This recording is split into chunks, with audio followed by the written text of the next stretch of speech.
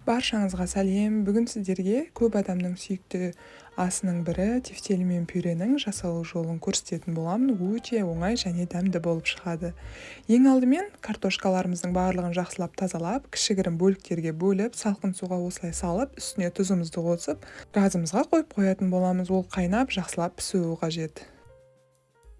Осы сәтті пайдаланып, тефтелиіміздің негізін дайындап алайық. Ол үшін пиязымыздың жартысы ғана қажет болады.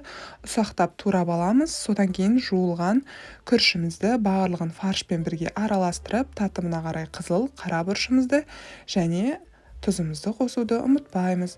Егер де сіздің фаршыңыз майсыз болатын болса, сұйық майдан кем дегенде 1-2 ас қасық қосып жіберуіңізге әбден болады. Егер де сіздің фаршыңыз майсыз болатын болса, ол кезде консистенциясы өте тығыз болады, сол үшін піскен кезде қаттырақ болып піседі. Ал егер де сіз үстіне сұйық май және де суық су қосатын болсаңыз, бос болып шығып, пісу барысында өте жұмсақ болып шығады. Сол себепті де мен бұл жерде сәл сұйық май және де 2-3 ас қасықтай суық су қосып жақсылап араластырып дайындап қойдым. Содан кейін ендігі кезекте прожаркасын дайындап жатырмын. Ол үшін полукольца қылып пияздарының барлығын турап алатын боламын. Ал сәбізімді міндетті түрде теркадан, яғни үккіштен өткізіп аламын. Достар, міндетті түрде каналыма тіркелуді ұмытпаңыздар. Алдағы уақытта оңай деген және дәмді рецепттермен бөлісетін боламын.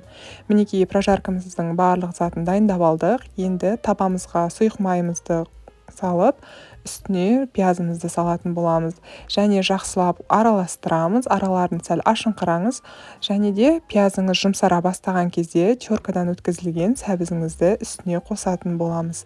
Достар, осы сәтте міндетті түрде татымына қарай тұзыңызды қосуды ұмытпаңыз. Осылайша тұзыңызды қосып болғаннан кейін жақсылап араластыра отырып, әдемі түс беру үшін, дәм беру үшін 1 ас қасықтай томат пастасын қосып жіберуіңіз қажет.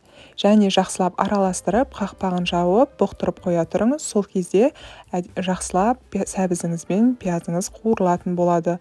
Сол сәтті пайдаланып, тефтелькаларымызды дайындап бастайық. Негізі дайын тұрғандықтан, жай қолдың көмегімен домалақ етіп форма беріп бастаймыз.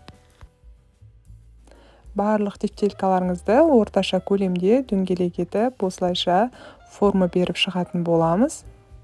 Мінекей барлығы дайын болды. Енді прожаркамызға салатын боламыз. Бірақ ең алдымен осы қуырылып, жұмсарып тұрған сәбізіміз бен пиязымыздың үстіне сәл мөлшерде суық су құйып аламыз.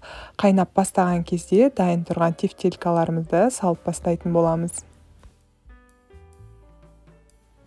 Мінекей су қайнап бастады, татымына қарай тұзы барлығы жақсы екен. Енді дайын тұрған тефтелькаларымызды осыған орналастыратын боламыз.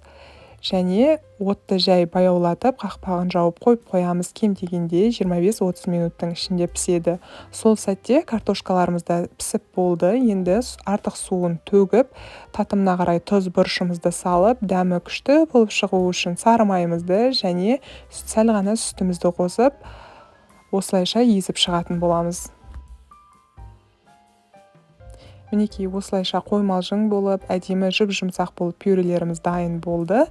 Дастарханыңызға ұсына берсеңіз болады. Оның қасына мінекей суы тартылып, жұп-жұмсақ болып піскен тефтелькаларыңызды салуды ұмытпаңыз.